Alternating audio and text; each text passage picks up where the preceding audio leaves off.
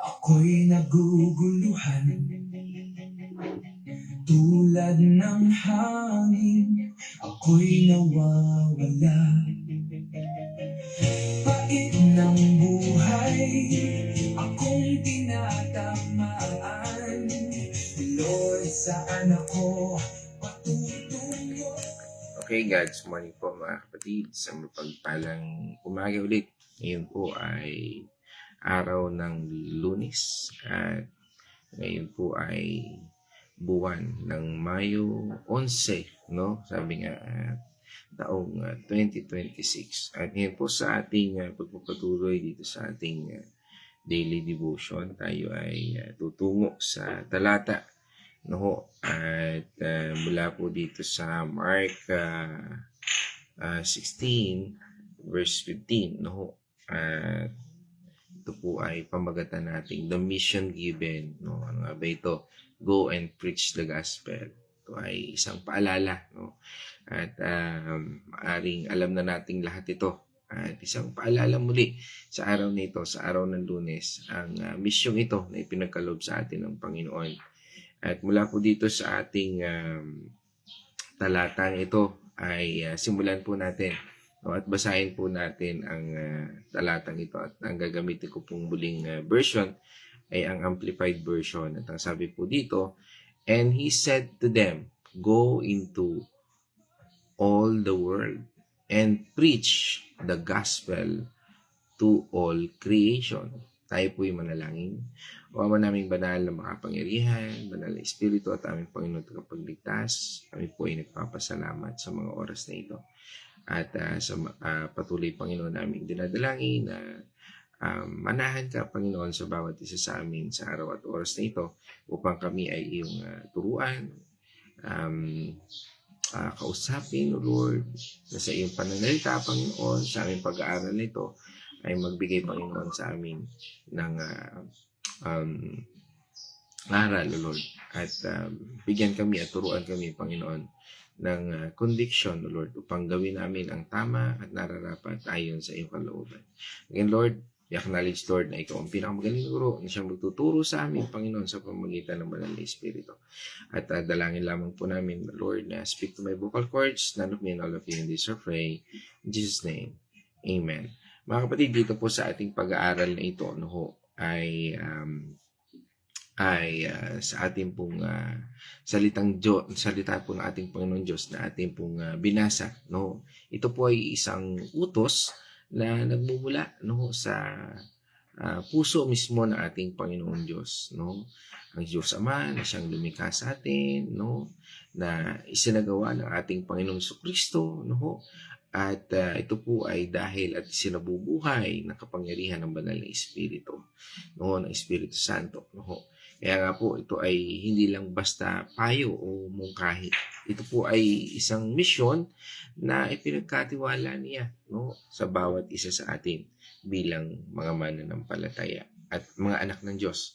Kaya nga, mga kapatid, atin pong pag-aralan ng bawat salitang ito. Ano ho?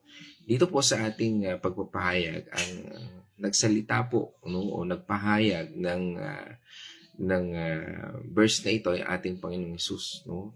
Ang siyang Panginoon at siya mismong nagtagumpay, no, dito sa misyong ito, no, at sa ngayon ay pinagkakaloob din sa atin. Sabi nga po, ang bahaging ito ng sinabi ito ng ating Panginoong Hesus ay ito po ay yung panahon na kung saan ay siya ay resurrected body, no, matapos siyang magmula sa kamatayan, ano ho. Kaya nga po doon sa Matthew 28 matutunghayan po natin, ano ho, at sinabi po niya na lahat ng kapangyarihan sa langit at sa lupa ay ibinigay, no, sabi niya doon, no, ibinigay sa kanya, no. At sabi nga po ay doon sa Matthew 28 verse 18, ano ho. Kaya nga ibig sabihin po nito, no, ay bago niya ibigay ang utos na ito sa atin, no, na ating binasa kanina, ay pinatunayan muna po niya na siya ang may hawak ng lahat ng autoridad. Imagine natin, even yung kamatayan ay hindi siya kayang pigilan para gawin ang mga bagay na nagawa niya sa mundong ito. At sa ngayon, ay ipinaalala sa atin, ano pa ba ang hindi kayang gawin ng Panginoon? Kaya niya magpasensya, kaya niya magmahal, kaya niya magpatawad, kaya niya magpagaling, at even kahit kamatayan, kaya niyang gawin.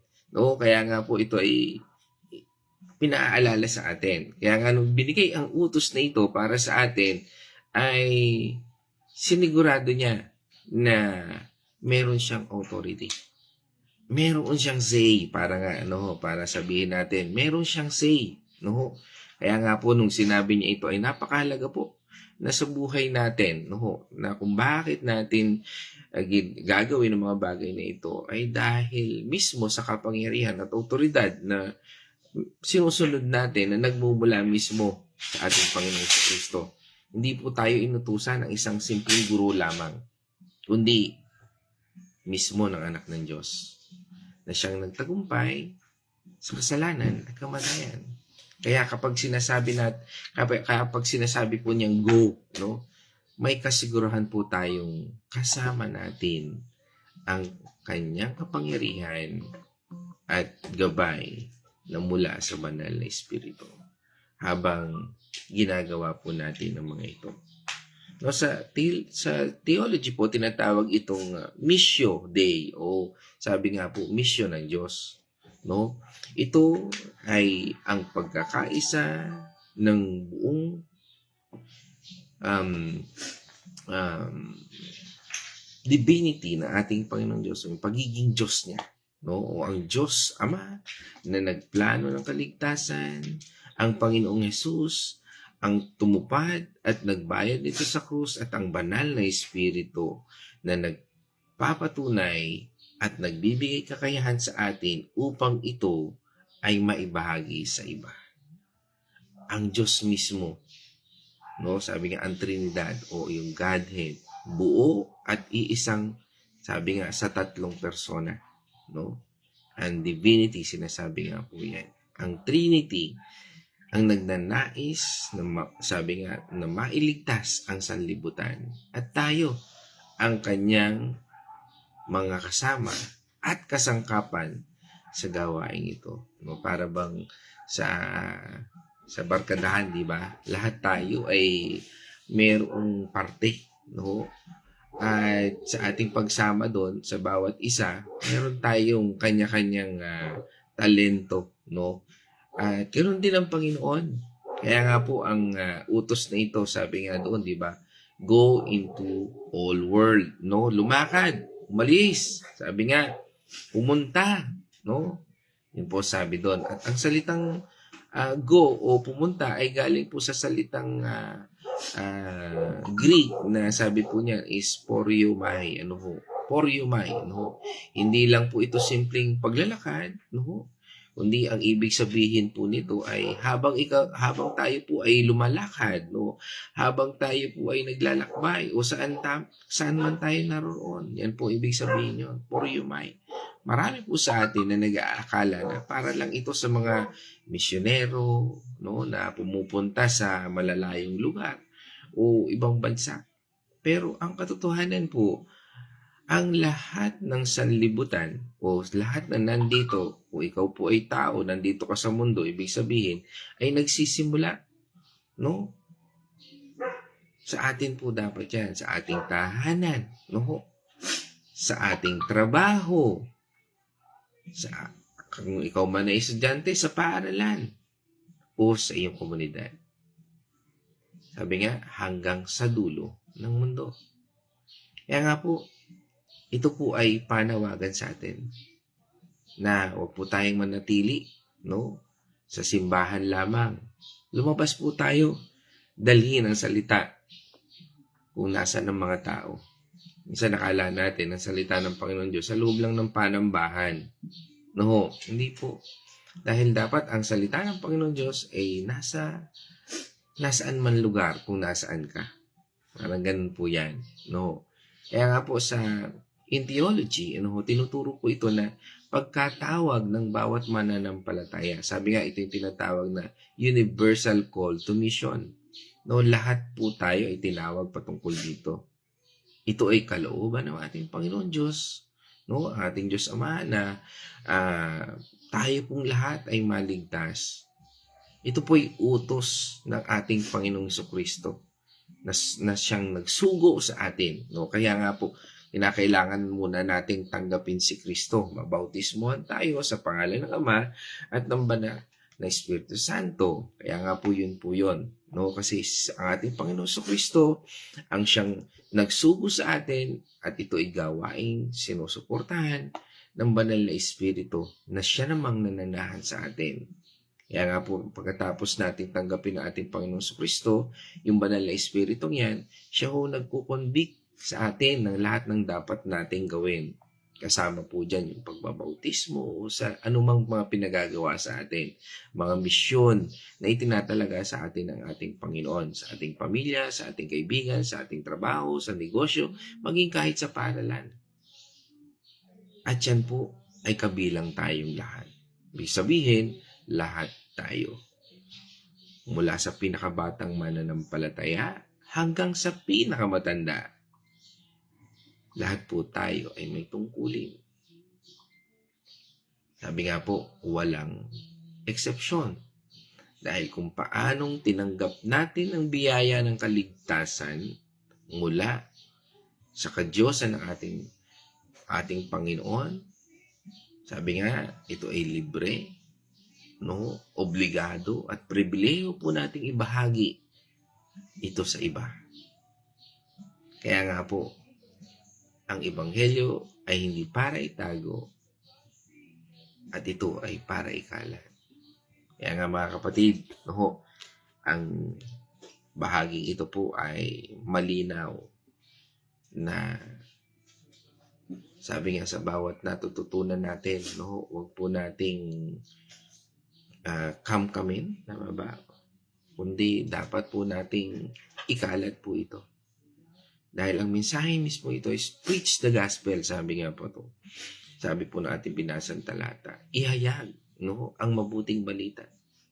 At ang salitang preach o ipangaral ay, sabi nga po dyan is keriso. O sa Greek po yan ay keriso, na ibig sabihin ay magbalita bilang isang opisyal na sugo o tagapagbalita. Lahat po tayo ay tinawag dyan. At ano ang Ebanghelyo o mabuting balita? Mga kapatid, ito po ay ang katotohanan nagmumula sa Diyos Ama. Ano nga ba ang mga katotohanan na iyong natanggap sa araw na ito? Sa araw ng linggo, kahapon, araw ng panambahan. Ano nga ba ang mga katotohanan yan? Ibinahagi mo na ba sa iba? Kaya nga po, iyan ay katotohanan na tinanggap natin mula sa Ama, ipinahayag ng ating Panginoon Jesucristo at pinatotohanan ng Banal na Espiritu sa ating buhay.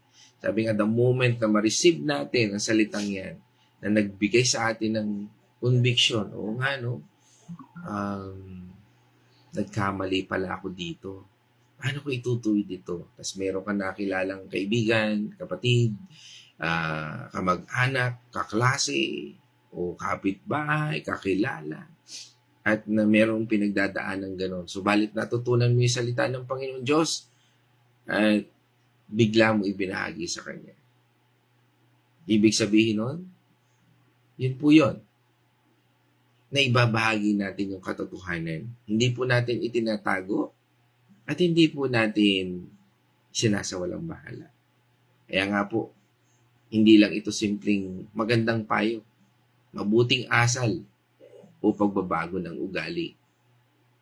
Ang buong nilalaman po ng Ebanghelyo ay ang Diyos Ama ay nagmamahal at banal at siya ang lumikha at nagmamay-ari ng lahat. Sabi nga, lahat tayo ay pag-aari ng Panginoon Diyos. Lahat tayo. Kaya po ang tao ay, sabi nga ay nagkasala. At dahil sa pagkakasalang ito, naging hiwalay tayo sa ating Panginoon Diyos. At ang kabayarang ito ay ang kamatayan. Sabi nga po yun, Kaya nga po, ang kamatayang yan, inako ng Panginoon Diyos. Ang lahat ng sakit, pagdurusa, ay inako ng ating Panginoong Hesukristo upang hindi tayo magdusa at siya ang magdusa. Kaya nga po, ang anak ng ating Panginoon Diyos, ang ating Panginoong Hesukristo ay nagkatawang tao, namuhay ng walang kasalanan, namatay sa krus para bayaran ang utang na ito. Inilibing at muling nabuhay sa ikatlong araw upang ang sino mang manampalataya sa Kanya ay hindi mapahamak, kundi magkaroon ng buhay na walang hanggan. Ito po yung kalooban ng banal na Espiritu sa atin na sumasampalataya. Kaya nga po, malinaw na sinasabi doon ng Panginoon na ang sino mang sumampalataya. Kasi hindi naman po lahat ay sumampalataya sa Panginoon. Kaya nga po, ito ang sentro ng ating mensahe. No? At tinatawag din po itong kerigma, no? Na ang pangunahing nilalaman ng ating pananampalataya. Ang Ebanghelyo ay kapangyarihan ng Diyos para sa kaligtasan ng bawat sumasampalataya. Kung maunawaan natin, tunghayan po natin yung Romans chapter 1, verse 16. No? 16. Hindi ko ikinakahiya ang magandang balita sapagkat ito ang kapangyarihan ng Diyos para sa kaligtasan ng bawat sumasampalataya. Una ay sa mga Hudyo at gayon din sa mga Griego. Yan. O yung Griego po na sinasabi dyan ay hindi para lang sa mga, hindi ang Griego na sinasabi po dyan, yung mga hentil o yung mga hindi Hudyo. No. Kaya nga po, hindi tayo nagbabahagi ng opinion lang. Nagbabahagi po tayo ng katotohanan na nagliligtas ng ating mga soul o ng ating kaluluwa na galing sa iisang tunay na Diyos. Diyos Ama, Diyos Anak, at Espiritu Santo. Mahalagang tandaan po natin na wala tayong ibinibigay na ibang paraan. Hindi, ang Kristyanismo ay hindi po tungkol sa sabi nga ay gawin mo ito para maligtas ka. Hindi po yan. No? Ito ay tungkol sa tinapos na ginawa ng ating Panginoong Hesus. Ibig sabihin, wala tayong kayang gawin. No? Ang kailangan po natin gawin ay sundin o sabi nga in reference doon sa ginawa na ni Kristo. No? Kaya natin nagagawang magpatawad, kaya natin ginagawang ipag-pray ang mga may sakit, ang mga may pangangailangan, o kaya ang bawat isa sa atin ay dahil sa finished work of our Lord Jesus Christ. No? Dahil tinapos na yun ng Panginoon. Kaya nagkakaroon po tayo ng conviction na gawin ito hindi para sa ating sariling kakayahan, kundi dahil sa pinagagawa ng ating Panginoon. Sabi nga, nandyan yung conviction.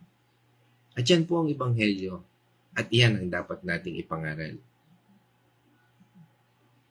Sabi nga dito, sa ating binasang talata, no, to all creation.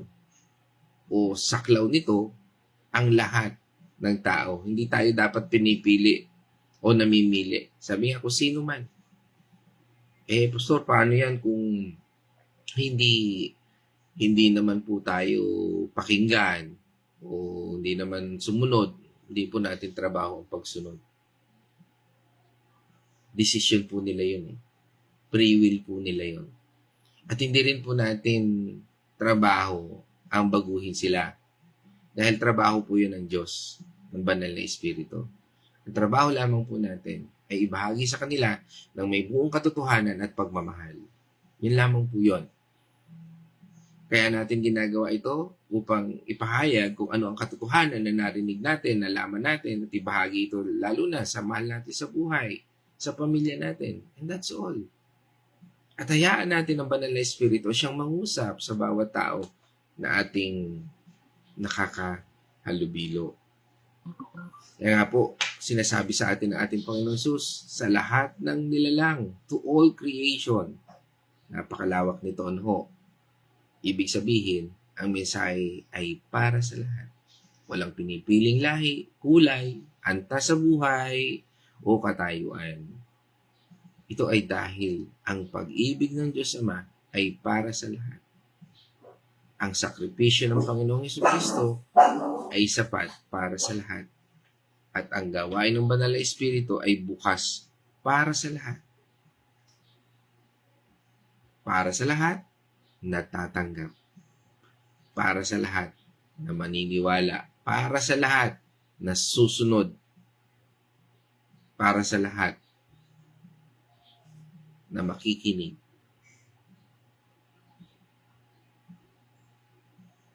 Kaya nga, huwag nating isipin na ito ay para lang sa mga edukado, ito ay para sa mga banal, no? Kundi para sa lahat. Kung tayo ay nagkasala, kung tayo ay marumi, this is the time. Kung gusto mong baguhin o kung gusto mong maghari ang Diyos sa buhay natin at mabago ang buhay natin, magkaroon tayo ng katahimikan, magkaroon tayo ng kapayapaan, magkaroon tayo ng pag-ibig, magkaroon tayo ng kahinahunan, lahat ng bunga ng Espiritu sa buhay natin na galing sa ating Panginoon Diyos, hindi galing sa kay Satanas. Kung ninanais nating makamtan natin, nasa natin ang buhay na saganang pinapangako ng Panginoon para sa atin po. Ibahagi po natin ang salita ng Panginoon Diyos. Pag-aralan natin, pagbulay-bulayan natin. Mga kapatid, ayon nga po sa pag-aaral, ito po ay nagpapakita ng pangkalatang saklaw ng kaligtasan at pag-ibig ng Diyos. Ang kaligtasan ay handog mula sa ating banal na Diyos at ito ay para sa lahat. Kahit na hindi lahat ay tumanggap nito, sabi nga, binahagi pa rin ng Panginoon. Sabi nga po, di ba sa John 3:18, no, ang sino mang nanampalataya, no, at ang hindi nanampalataya ay nahusgahan na. Kaya nga wala po tayong karapatan to condemn people. Makikita na lang natin yan. Minsan nakakalungkot talaga, minsan mananahimik ka na lang. Pero ang mahalaga, mga kapatid, ibinahagi natin ang salita ng Panginoon Diyos na may pagmamahal sa mga taong ito. Dahil ang utos ng Biblia at ang utos at sinasabi po ng ating Panginoong Hesus ay dalhin ito sa bawat nilalang. Dahil ang kanyang dugo ay sapat para bayaran ang kasalanan ng buong sanlibutan ayon sa kagustuhan ng Ama. Tungayan po natin yan. 1 John chapter 2 verse 2. 1, 2, 2. Si Kristo ang handog sa ipagkakapatawad ng mga kasalanan, hindi lamang sa ating mga kasalanan, kundi maging kasalanan ng lahat ng tao. Amen. So, yun po yun. Napakahalaga po nun, no? Ibig sabihin, sapat yung kamatayan ng ating Panginoong Hesus 2,000 years ago. Kasi sinabi po doon, hindi lang sa kanila ngayon, no? Kundi sa lahat ng tao. Ibig sabihin, sa lahat ng darating pang tao, kung ikaw ay tao, yan po ang kabayaran. Kaya nga po, ang Biblia ay hindi isinulat ng langgam o ng unggoy, kundi ng tao. Bakit? Kasi nga po, kung ang nagsulat niyan ay langgam, hindi natin maintindihan. Imagine niyo kung palaka ang nagsulat ng Biblia, ay di ang makikita natin dyan, puro ribbit, kokak. Di ba? Pero dahil ang Panginoon ang nag-inspire sa salita ng Panginoon Diyos na kailangan natin ibahagi upang maintindihan natin ayon sa pagiging tao natin. Kaya po in-inspired ng Panginoon ang bawat isa.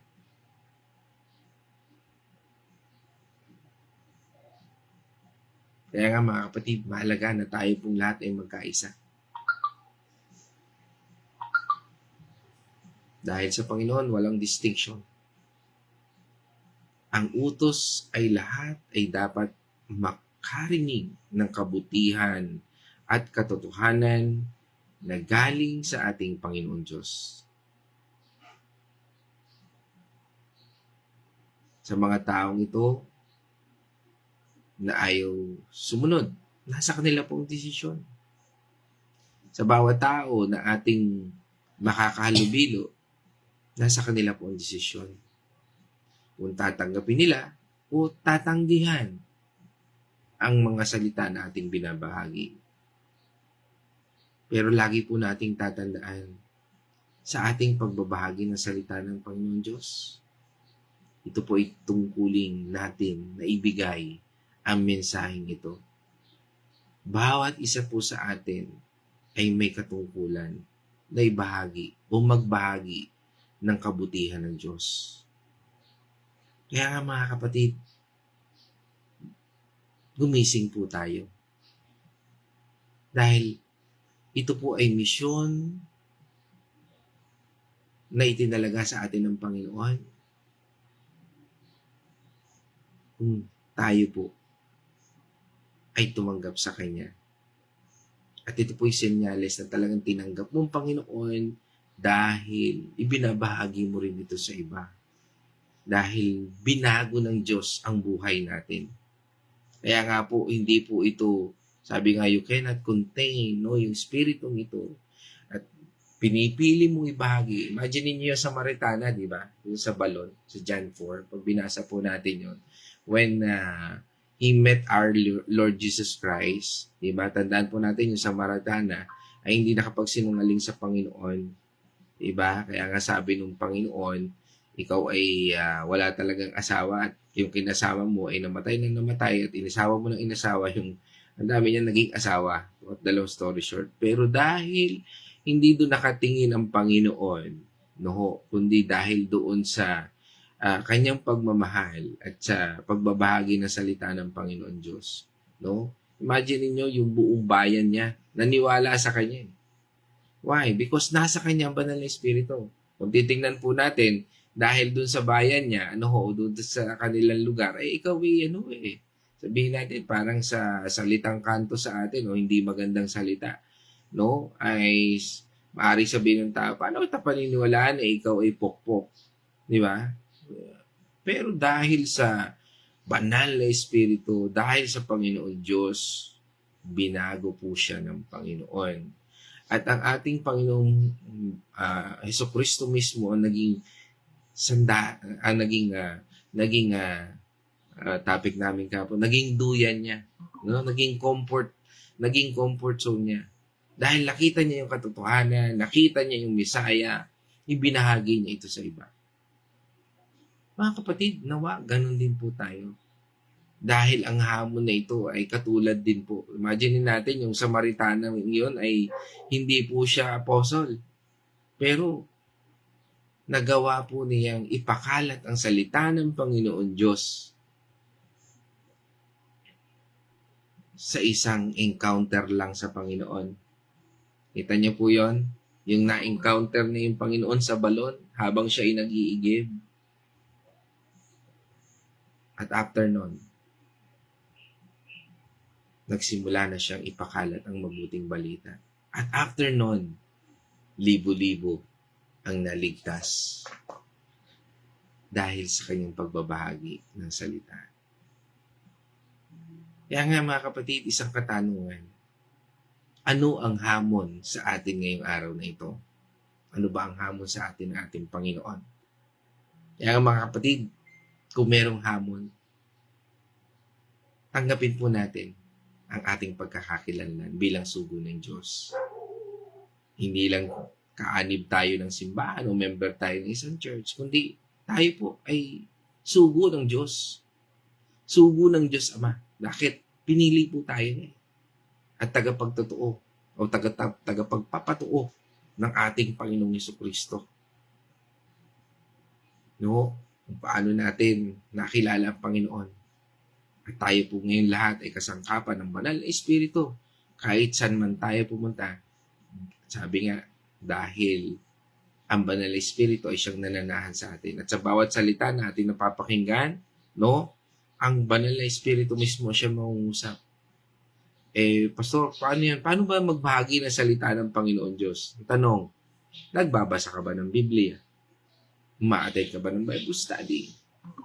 Kasi kung ano yung natutunan mo ngayong araw na ito, kahit konti lang, yun ang bahagi mo. At kung hindi natin alam, pwede natin aminin sa sarili natin at sa kausap natin. Sandali, hindi ko pa nababasa yan, no? Pero salamat sa katanungan yan. Babalikan kita kapag yan ay napag-aralan ko na. O kaya balikan kita ulit bukas. O kaya mamaya, antayin mo lang. Pag-aaralan ko yan. Di ba? Hindi natin kailangan magpanggap, hindi natin kailangan maging super bookworm na sinasabi na alam natin lahat. Mas maganda, alam nating may Diyos at kasama natin ng Diyos at sa ating ating pinag-aralan ay handa natin itong ibahagi. Huwag tayong mamuhay sa takot at pagduruda ng ating kakayahan o ng ating mga resources. Dahil ang Diyos mismo na ating kasama, ang siyang tataguyod at magbibigay sa atin ng lakas. Sabi nga, huwag matakot o mahiya. Dahil minsan, natatakot tayong magsalita. Dahil baka husgahan tayo. Pero tandaan po natin, hindi atin ang mensahe. Hindi po tayo may-ari niya. Mensahe ito ng ating Panginoon Diyos. At ang banal na Espiritu ang magbibigay sa atin upang tayo magsalita na may katapangan, pagmamahal at katotohanan. Magsimula tayo sa maliit na bagay. Huwag nating hintayin na tayo ay sabihin nga ay makagraduate muna sa Bible School. O matapos muna natin basahin ang buong Biblia. Hindi po yun. Sapat ang anumang salita na meron tayo ngayon na nagmula sa Biblia. Hindi kailangan maging mahusay magsalita. Hindi kailangan makipagtalo. Hindi kailangan makipagdebate. Kailangan natin isabuhay ang salita ng Panginoon Diyos at ibahagi ito sa iba. Kaya nga po sa simpleng paraan, pwede mong ibahagi ang salita ng Panginoon Diyos kung paano ka inibig ng Diyos. Paano mo siya naranasan ngayong araw na at oras na ito? Paano ka niligtas ng ating Panginoong Hesus? At paano ka pinatnubayan ng Banal na Espiritu?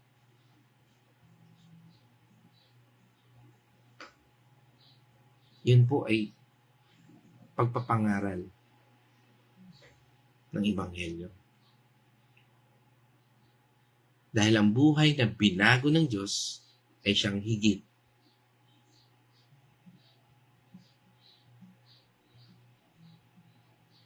na mensahe ng buhay ng isang tao. Manalangin po tayo ayon sa kalooban ng Diyos.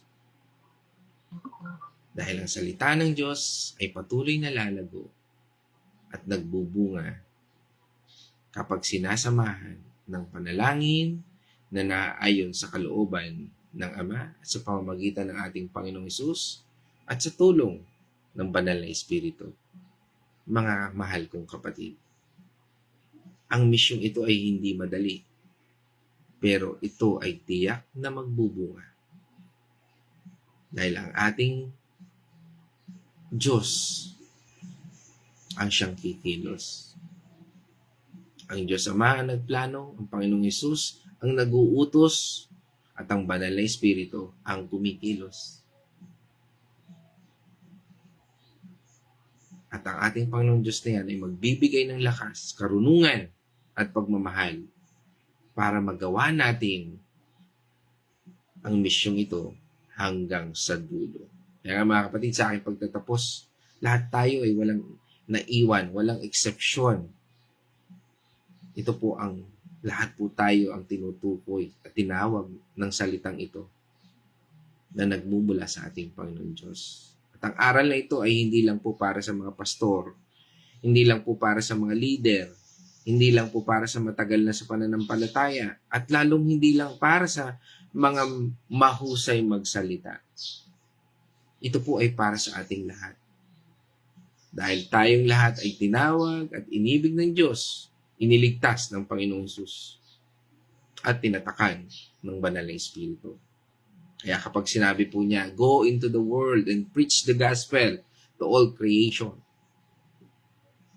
nakatingin po ang ating Panginoon Diyos. Siya mismo ang siyang tumititig sa bawat isa sa atin. Sa iyo, sa akin, sa ating pamilya, at sa ating mga kaibigan, at sa bawat mananampalataya. Ang misyong ito ay hindi, sabi nga, option. Ito ay ating pagkakakilanlan, no? Identity at tungkulin bilang mga anak ng na buhay ng ating Panginoon Diyos. Kaya nga makikilala mo ang tunay na Kristiyano, tagasunod ng ating Panginoon Jesus. Bakit? nagbabahagi po siya ng salita ng Panginoon Diyos. Minsan nga, laging tanong dyan, pastor ka ba? Hindi naman. Di ba? Eh, bakit ka nagbabahagi? Iyan po itong tungkulin natin, mga kapatid. No, hindi lang yan para sa mga pastor. Bakit? Hindi naman natin talaga kayang ipangaral lang, sabi nga, at gawin ito eh. Kundi sabi nga, nagagawa natin ito dahil sa meron, nasa loob natin, yung conviction sa pamagitan ng banal na Espiritu. Dahil kung paano tinanggap natin ang kaligtasan mula sa biyaya ng Diyos, ng libre at walang bayad, no? Kailangan din po itong dumaloy mula sa ating mga puso papunta sa iba. No? Kasi kung alam mo libre, bakit mo hayaan magbayad yung ibang tao? Sa inisip natin, maganda kasi yung mas maganda kung ako magdi-deliver. Kaso may bayad. May abala yung oras ko eh. No? Hindi po ganoon eh. Kasi ang Panginoon Diyos, ang siyang nagbayad eh. Kaya nga hindi po tayo pwedeng bayaran. No? Dahil ito po ay para magbigay ng liwanag sa mga nasa kadiliman. Upang ang sino man na nasa dilim, sila rin ay makakilala sa Ama, sa Anak, at sa Banal na Espiritu. Lahat po tayo ay may sariling mundo. No? Ako baka sabihin ay tayo mga may yuying, may sariling mundo. Hindi po. No? Sabi nga, lahat po tayo ay may sariling mundo na pupuntahan. Meron tayong pamilya, yan po ibig sabihin natin doon meron tayong kapamilya, katrabaho, kapitbahay, kakilala, at mga taong nakakasalamuhan natin araw-araw. Sila po ang ating sanlibutan na sinasabi sa bersikulong ito. At bawat pagkakataon na nakikita natin ang bawat taong ito, naroon ang tawag mula sa atin ng Panginoon. Tanong sa mga tao bang yan na nakikita mo, nakakasalamuha mo, ibinahagi mo na ba salita ng Panginoon Diyos? Ibinahagi mo na ba kung sino ang Diyos? Kung sino ang Diyos Ama na nagmamahal? Kung sino ang ating Panginoong Hesus na siya nagligtas? At kung sino ang banal na Espiritu na nagpapatnubay sa ating lahat? Tandaan po natin, ang kapangyarihan ay wala sa ating galing, wala sa ating talino, at wala sa ating posisyon. Ang kapangyarihan ay nasa mensahe ng Ebanghelyo na galing sa Diyos at nasa banal na Espiritong kasama natin. Kaya ano yung salita na ibabahagi mo ngayong araw na ito sa ating mga kapatid?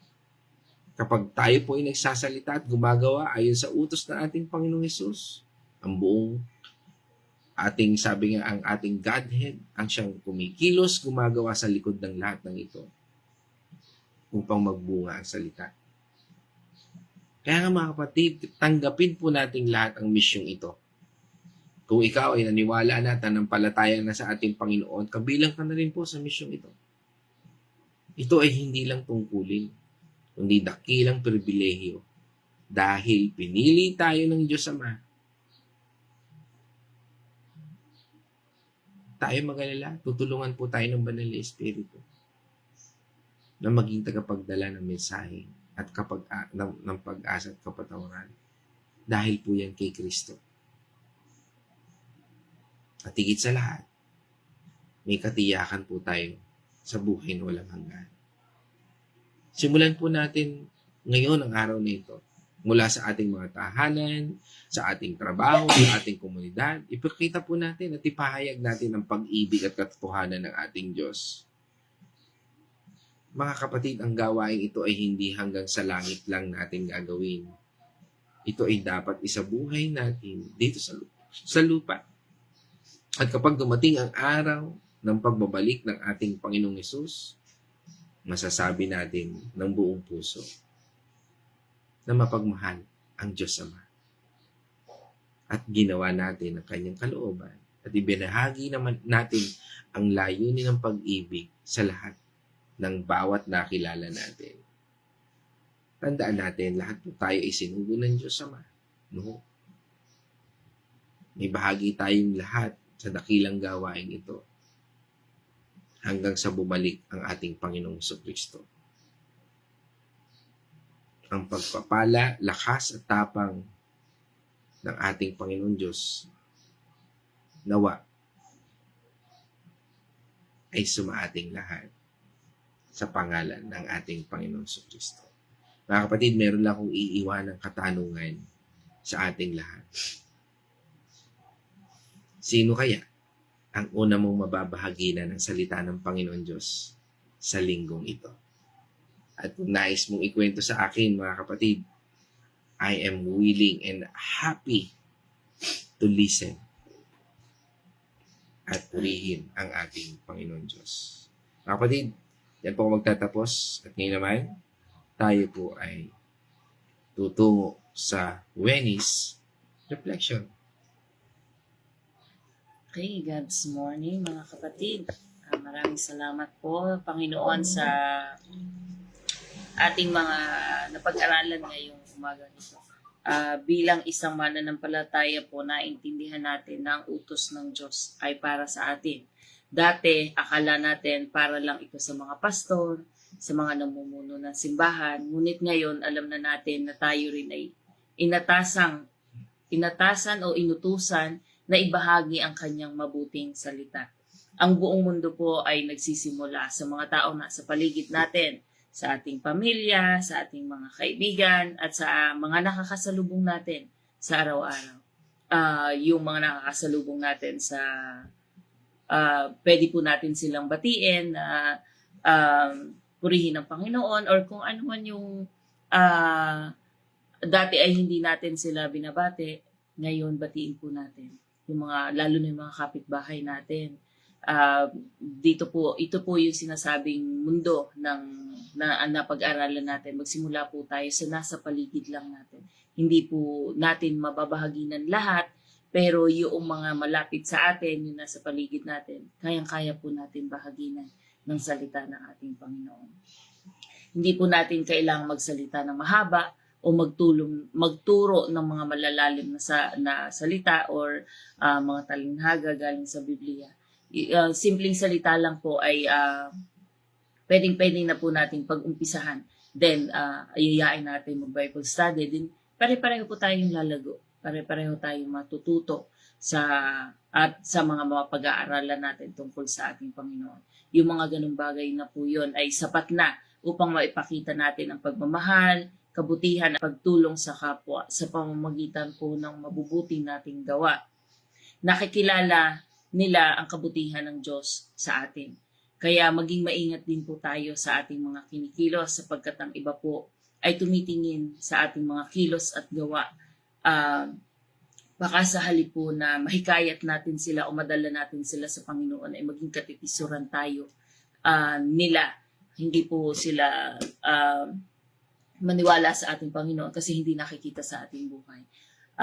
Inaamin ko po na minsan nahihiya ako o nakakalimutan ko ang mga tungkuling ito dahil sa aking mga gawain or dahil nahihiya akong ibahagi ang salita ng ating Panginoon. Pero dito po sa ating napag-aralang talata ay ipinapaalala po sa akin na ang pagpapala na natanggap ko mula sa Diyos ay dapat ring ibahagi sa iba. Ito ang paraan ko upang pasalamatan ang lahat ng mga ginawa ng Panginoon sa buhay ko at sa pamilya ko.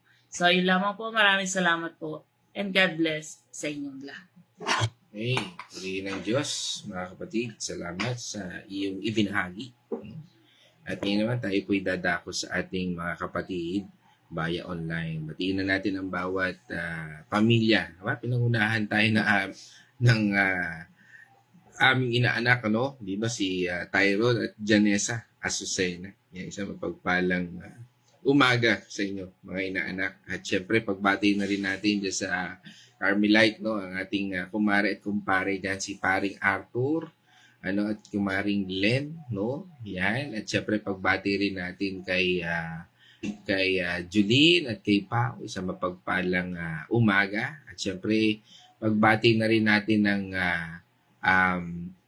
Happy Mother's Day sa lahat ng mga nanay na makikinig o nakikinig ngayong oras at araw na ito. At pagbati na rin natin ng happy birthday kay Ate Lolet, no? At sino pa ba may mga birthday? Wala na matandaan. Okay, kung sino man po ang may birthday, happy birthday. No? Yan, sana na-invite nyo kami. Biro lang po. Okay. So, okay. At God bless po sa inyo. No? At enjoy your birthday. Yan. At yan, tungo na rin po tayo sa Villa Escudero. No? Po, kasama po natin ay ang pamilya Patual. No? Mula po yan sa pangunguna ni Winnie Patual. At pagbati na rin po natin, no? Sa ating kapatid kay diyan kay Ate Lisel, no, dalangin, pagbati na natin diyan sa buong angkan ng Patual Dalangin family, no. At pagbati rin po natin tungo naman tayo sa Bulakin, Chaong, ano ho, yan isang mapagpalang umaga, no, dito sa pangunguna ni Nay Marta, no. At siyempre pagbati na rin natin diyan kay Nay Gori, Nay Lina, no? At siyempre kay Kuya Chris, no? At yan, binabati ko rin pala si Iyasel at si Inigo, no? Yan, at mga kabataan dyan na nakatuwa po, no? Yan, purihin ang Panginoon Diyos, no? At yan, sa pamilya at Tilyaga, yan, kay Kuya Chris, no? Na nandyan sa Bulakin, no? Yan, at yan, ito kasama rin po natin, nabanggit ko na rin si Kumaring Carmelin at Paring Arthur. Yan. At kasama rin po natin ngayon from Osamis City, no? Kasama po natin ang C family, yan sa pangunguna po ni Doktora Julia C, no? Isang mapagpalang umaga po, Doktora. At best regards din po at God's morning kay Sir Dodong, kay Johan, kay Kerwin, ano, at sa inyong buong pamilya po at sa buong inyong angka, no? Yan, no? Isang mapagpalang umaga po sa ating lahat. Yan. At tumungo naman po tayo sa ating kapatid mula po sa Barangay Santo Niño. Kasama po muli natin, no? Si Nanay Josephine Marana, dyan po sa Barangay Santo Niño. At pinabati po natin ang buong Maranan family at buong pamilya po ninyo, Nanay Josephine. No, isang mapagpalang umaga po. Yan, ito, nabanggit ko na rin ito si Ate Lisel. Isang mapagpalang umaga po sa inyo. Yan. At tungo naman po tayo sa Makati, no, at pagbati na rin natin sa buong angka nito dyan sa Bulacan, Santa Maria. No. Kasama po natin ngayon ang Rianzares family at syempre ang Vasquez family, no. Yan, sa pangunguna po ni Sister Babes, no? At pagbati natin sa inyong buong pamilya, no? Purihin ang ating Panginoon Diyos, no?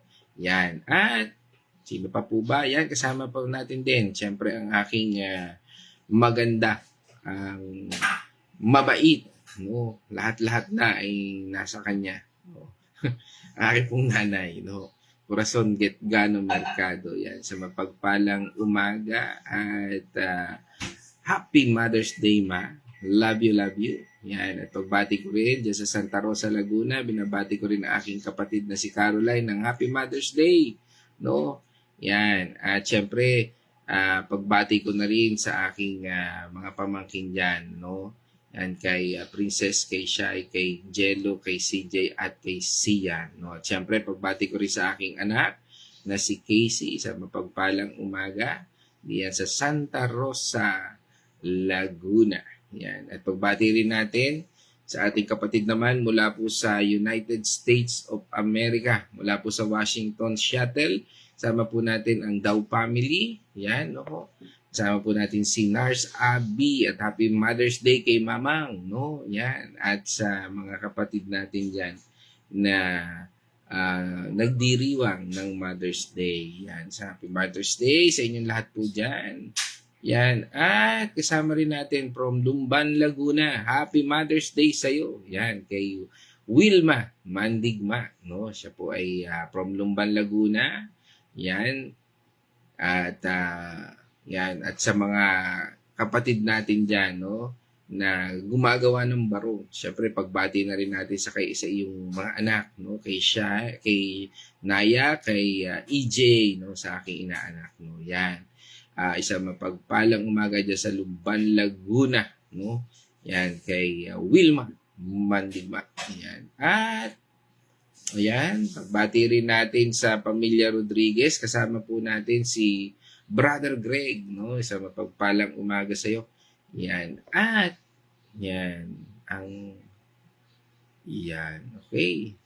Ganda ito nga sabi ni Naywin. Ang hamon ko po ay madaming maligtas, lalo na ang aking pamilya at kaibigan. Amen. Praise God. At ngayon, kasama rin po natin muli ang ating kapatid, no? Si Sister Manilyn Mendoza, isang pagpalang umaga po sa inyo kapatid, no? Kasama muli natin, at purihin ng Diyos, no? At sa iyo, sa iyong buong pamilya, Happy Mother's Day sa lahat ng mga nanay dyan. Okay? At sino pa ba? Kung naman tayo, yan sa Pampanga, yan kasama natin si Ate Cindy Mercado, yan, Happy Mother's Day sa iyo, ate. No? At sa lahat din ng mga kananayan dyan at sa inyong lahat dyan, no? Isang God's morning, no? Kasama rin natin. And that's all mga kapatid. I think lahat po ay ating nabanggit na, no? At kung hindi man po ay yan ay mukhang wala yata dito sa aking comment section, no? At ngayon po sa atin po pagtatapos, tayo po ay mananalangin. Let us all pray. No? Let's all pray. Ama naming Diyos na makapangyarihan, banal na Espiritu at aming Panginoon tagapagligtas. Salamat po, Panginoon, sa iyong pagtuturo. We acknowledge, Lord, na ikaw yung guro na siyang nagturo sa bawat isa sa amin. At dalangin din po namin na sa mga oras na ito ang siyang nananahan. Dahil, Panginoon, sa bawat pagkarinig namin ng salita, ikaw po ay nangungusap sa bawat isa sa amin. Kaya, Panginoon, sa lahat ng ito, kami po ay nagpapasalamat, nagpupuri at sumasamba sa pangalan ng Ama, ng Anak at ng Banal na Espiritu. Ganon din, Panginoon, naniniwala po kami sa kagalingan, Lord, ng bawat isa, Lord. Especially, Lord, sa mga kapatid namin na mag-undergo ng operation, ng surgical operation, Lord, especially sa aking asawa. Lord, kami po ay patuloy naniniwala, nagtitiwala sa iyong kapangyarihan, sa iyong kabutihan, Lord, at sa iyong himala, Lord, at ang iyong pagliligtas. Naniniwala po kami na ikaw ang aming manggagamot at ikaw po, Panginoon, na nagpo-provide sa lahat ng aming pangailangan. Kaya, Panginoon, sa iyo pong papuri, pasalamat at pagsamba. Lord, dinadalangin din po namin, Panginoon, ang bawat isa na may mga struggle, Lord, maging anuman ang bahaging ito, Lord, sa mga oras at araw, sa mga oras na ito, Lord, kami po ay patuloy, Panginoon, na nananampalataya at nagtitiwala. Alisin mo anumang pagduruda at takot sa aming puso at isipan at palitan mo ito, Panginoon, ng pagtitiwala, O Lord, na may pagmamahal na galing sa iyo. Kaya, Panginoon, sa lahat ng ito, patuloy po kami magpapasalamat, Panginoon, sa pangalan ng Ama, ng Anak, at ng Banal na Espiritu. In this we pray, in Jesus' name. Amen. Mga kapatid, let us shout, the shout of victory. Christ has died. Christ is risen. Christ will come again. And together, we are for Christ. Again, God's morning, everyone.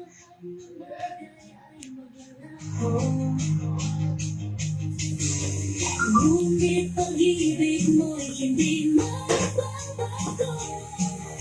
Ikaw ang lahat sa akin. Ikaw ang buhay kong tawitin. Ikaw ang tunay kong hangarin. Ikaw ang tanging ligaya at anino. Jesus, sa ilalim ng buhay sa samba. Alam ko'y nasa iyong pag-ibig, Ama. Natin pa sa piling mo'y sumanda. O Jesus, sa'yo ikaw ang tunay kong hangarin kailanman. Babay ka na doon. God's morning, everyone.